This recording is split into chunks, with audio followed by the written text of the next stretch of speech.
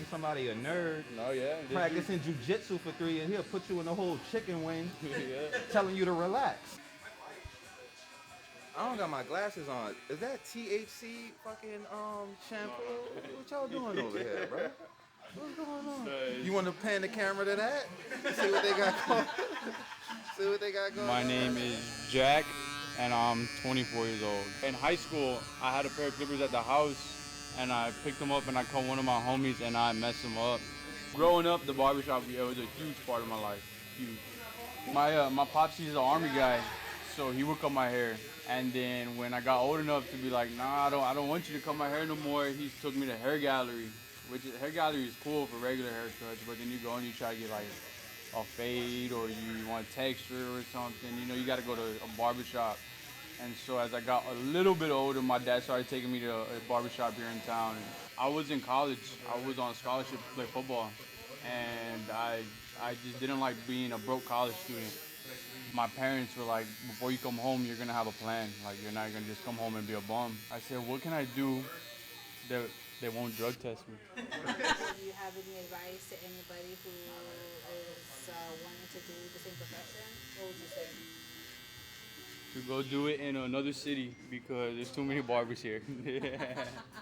Nah, I mean, do it, but do your research first because a lot of people come over here like, I'm gonna be my own boss, I'm gonna do this, I'm gonna not have to do a drug test, and then you come over here and you gotta be a owner, you gotta be I gotta call clients, I gotta take clients, I gotta do advertising, you gotta promote yourself. So do your research. It's not, I don't want to do nothing. I just want quick money. There's no quick money at all, man, at all.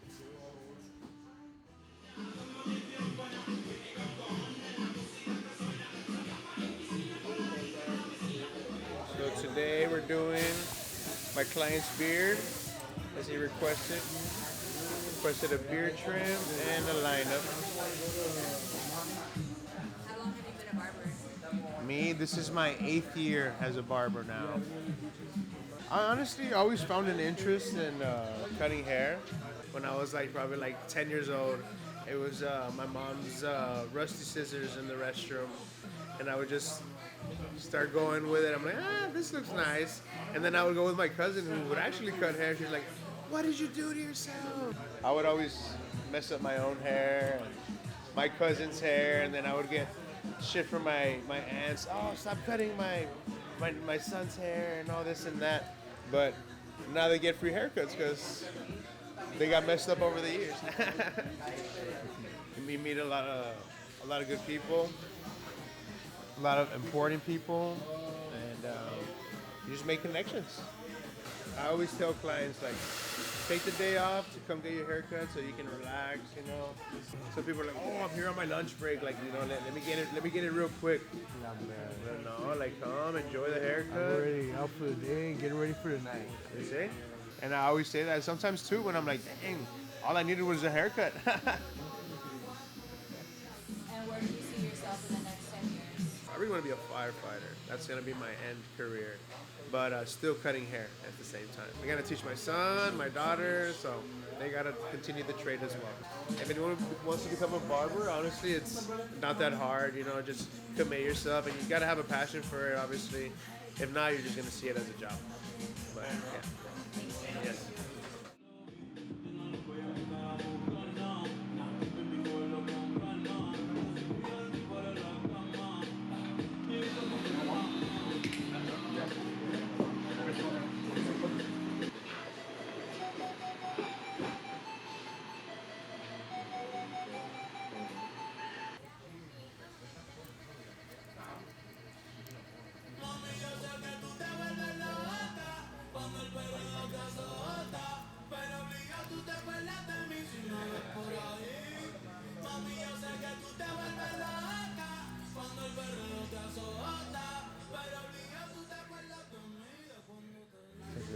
Since they opened, been getting my haircut with Rob way before he opened up his own shop.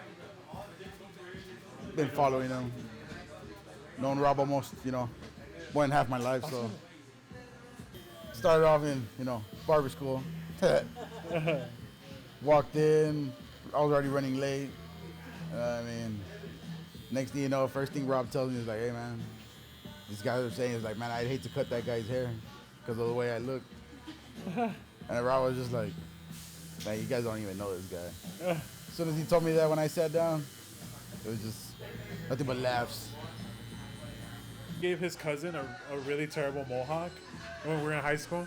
Because, like, I mean, mohawk down the middle, right? It was, like, off to the side.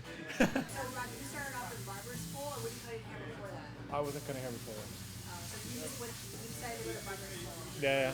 I remember 2 of the student instructors that were there have gone on to make their own schools. Fred at Next Top Barber and Tony at Immaculate Barber School or something like that.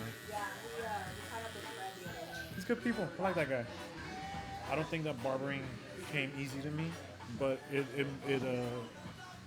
with time, you get a lot of what you put into it, and I put a lot of effort into it. I put a lot of my time into it, and pretty much completely changed my career. Because I was working for an oil field company, and like I worked in the office. I wasn't out there like in the field or nothing, but I worked in the office, and I was just done. It was easy to get real complacent, but after that, I was like, you know what, I gotta do my thing. What I've seen is that because there's so many barber schools, there's a lot of like students coming in, but they'll finish and they get licensed, and they don't necessarily want to make that jump. Like if you can expand and you can get out of here, get out of here. Or if you want to do your own thing, just know that you got to put a lot of effort into it, and and you got to stay current, and you can't be like, oh, I don't know how to do this haircut, or I don't know how to do that haircut. You got to put yourself out there and use social media, all that stuff that they tell us to do now. It's the same thing I would advise them to do. What do you think has helped you over the years to get your name out there and expand? Having a great team behind me. Eric's been here since the beginning. Eric and Miguel have been here since the beginning. Jack's been here maybe like 3.5 years, and we're going on our 5th year, So like, I have an excellent team, and all these guys have supported me, and we all help each other out, and we learn from each other. Being next to Eric has made me a much better barber from when I started, because I heard him talking about he's been cutting it for 8 years, and I've been doing it for going on 6 years, and I've just seen him, the way he is with kids, the way he, his blends, everything that he does it really well. So being next to him, next to Lori, and from the whole team, I've learned a lot. So it's definitely a group effort. Definitely a group effort.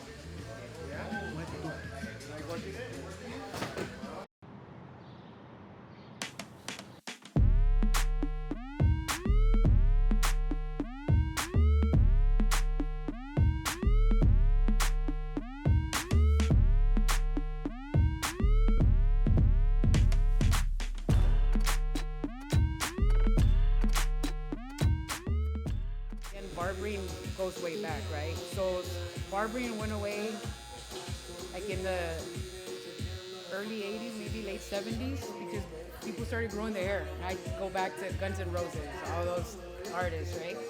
So this barbers started disappearing. Then 2000 came, and fades came in. Because before, I remember my friends in high school would get a rubber band, put it around their head to get that line super straight. And I was like, there was no fade. So then in 2000, when Daddy Yankee came out, I was like, I want that haircut. So I went to beauty school here in Laredo, and just found that I really loved it and I have a passion for it. Honestly, it's something that I love to do. Just seeing the person's face once we turn to the mirror and smile, that's just amazing. That's my feel. But I did have uterine cancer. Yes, Okay. yeah, I remember that. And I'm thankful for God for that. I've been in remission since then. That changed my life. So I was like, I gotta think different. I gotta think about me in the future if I stop, at one point cutting hair. What's gonna happen? So I'm gonna open up a school. I wasn't able to open up the school because I got the opportunity to work for the district. Back in 2019, right before COVID, I got the call, hey, go apply. They're gonna open up the barber program at Nixon High School. I was like, what? And for some reason, I know it was God's call because, you know, going through all these emotional roller coasters and then something beautiful like that, like getting that offer to teach other kids your craft. The first year I was there, I was nominated for the Golden Apple Award. And that was, to me, kept me going. So I made sure that every year I was gonna get 100% barber's license. And again, going back to that, there's my product. You know, I have a couple other students up here, and that's just what keeps me going. It keeps me going. To anybody who wants to become a barber, that find yourself a good school that's really gonna teach you foundation, especially theory. If you don't know, you can be the best fader, you can be the best hair cutter, but if you don't know what haircut goes with each face shape, or you don't know the different parts of the head, then that's going to be very difficult. And I just say that education is key.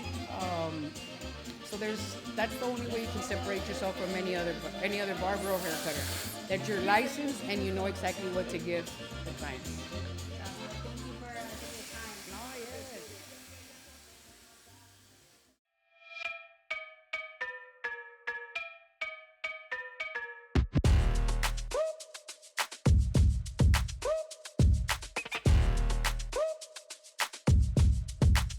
What's up, guys? My name is Fred De Anda. I am born and raised here in Laredo from the south side. I've been a barber pretty much since I was in high school. I've tried leaving barbering multiple times, but it's brought me back.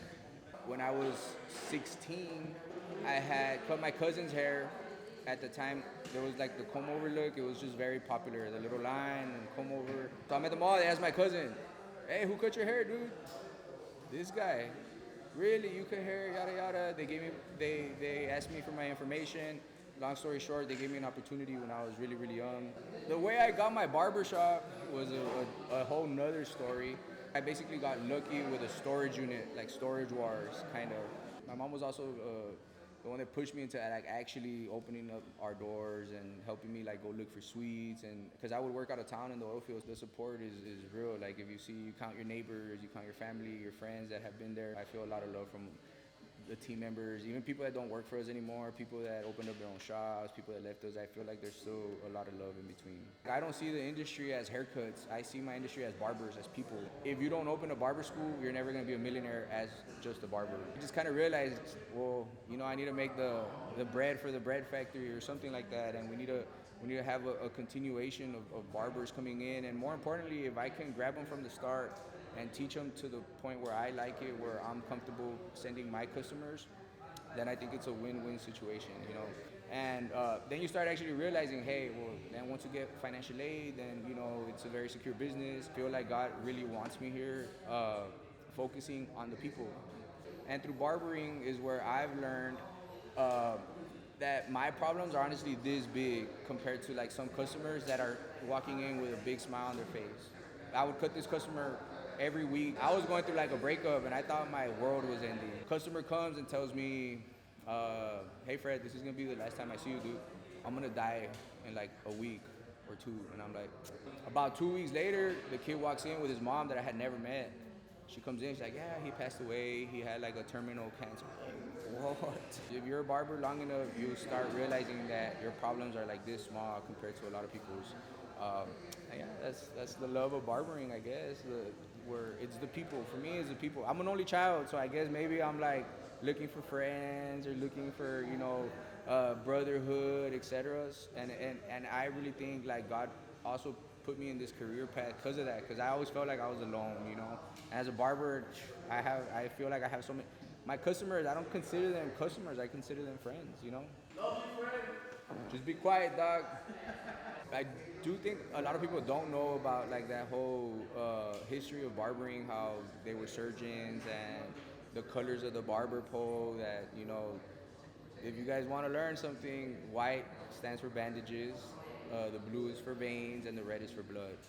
I think it's an industry where you can really find yourself no matter what it is. Like, you want to be an entrepreneur, you don't want to be, you want to live life easy, you have kids, you want to work part-time, you don't want to, it's just so flexible. Tip your barbers.